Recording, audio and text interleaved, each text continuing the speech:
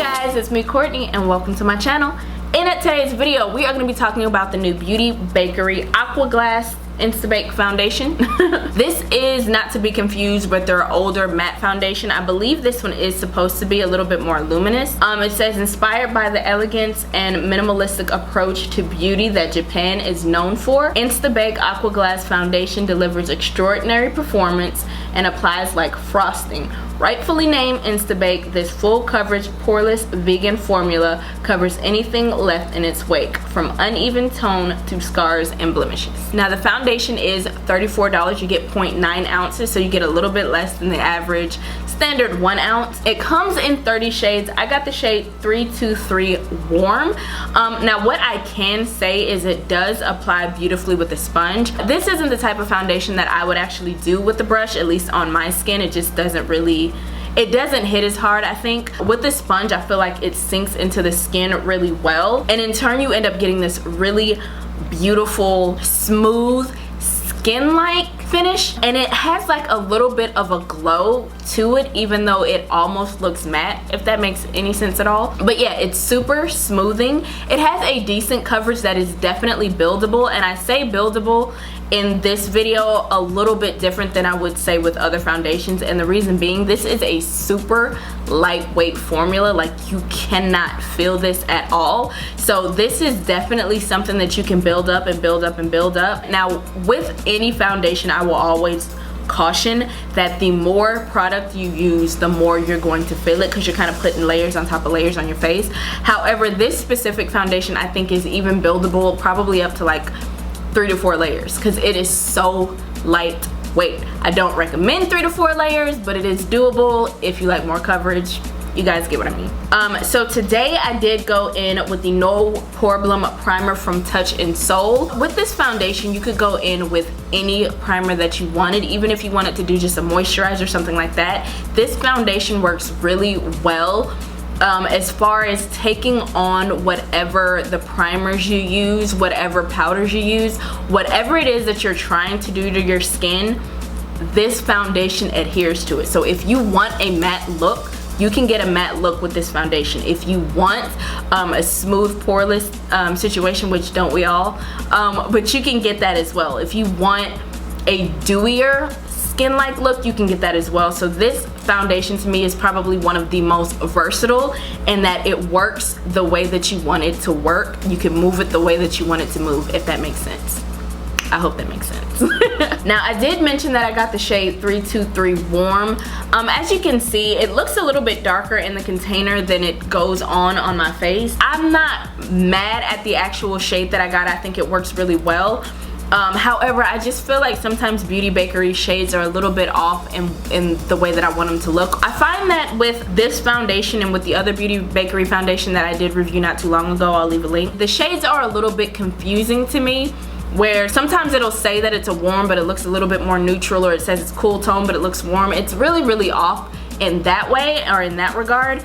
But I do think that the 323 Warm works well enough. That being said, I also picked up the 3-in-1 concealer. Now this one is $20 and you get 0.19 ounces. I'm not crazy about the amount. I do wish it was a little bit more. I got the shade Karak Chai, I think is what it's called. It does come in a total of 18 shades. To me, this one was supposed to be more of a warm tone, and it comes off way cool, way pink on my skin, but once I kind of put it with, you know, my powders and everything, it does look fine. But just be mindful, especially with the concealer, the colors of the concealer are way off, and if I'm not mistaken, online it doesn't necessarily say if they're warm tone, cool tone. I just kind of had to go with the flow of the picture. Picture's way off. But the concealer itself goes on really smooth. It's not super thick. It does work really well with different powders. However, I get creasing, I get no creasing days, that sort of thing. It gives a decent amount of coverage, and I think it does a really good job of brightening and sort of masking the darkness around my eyes, so I do like that. However, I don't think it does the best job of, like, you know, kind of making this little crease situation here disappear, if y'all can see that. I do like the concealer, but I just feel like there's other concealers concealers that are a little bit better. And then again, the shade range on the concealers is a little bit confusing to me. But aside from that, it is something that I would definitely use again, will use again, have been using, that sort of thing. I feel like the original matte formula of both the foundation and the concealer, a lot of people had a lot of trouble with it. Basically because it was so matte that as soon as you started kind of pouncing it into your skin, it started drying. You know what I mean? So I am really happy with the fact that these give you a really great dry time. So you can get it worked in the way that you need to, and then it's set and you're good. So, now I did use the Sweet Grace baking spray to set everything. I think it gives you a nice natural finish where it's not too dewy and it's not too, you know, matte. It sinks everything into the skin really nicely, especially your highlighter, your blush, that sort of thing. Everything sort of melts together perfectly. The one thing I'm gonna say about this that I don't like is the scent, and it's not necessarily the scent, because I actually like the scent underneath the alcohol. Alcohol is the second ingredient in this. I don't mind alcohol being in it, however, because it's the second ingredient, it's the one thing that you smell the most. It does have a really sweet, beautiful scent actually. I do like the scent to it, however, the alcohol completely overpowers it. So if you are gonna get this, if you are gonna use it, just be very mindful that that scent is okay, but the alcohol might get to your throat a little bit. And now I also like the actual spray of it all.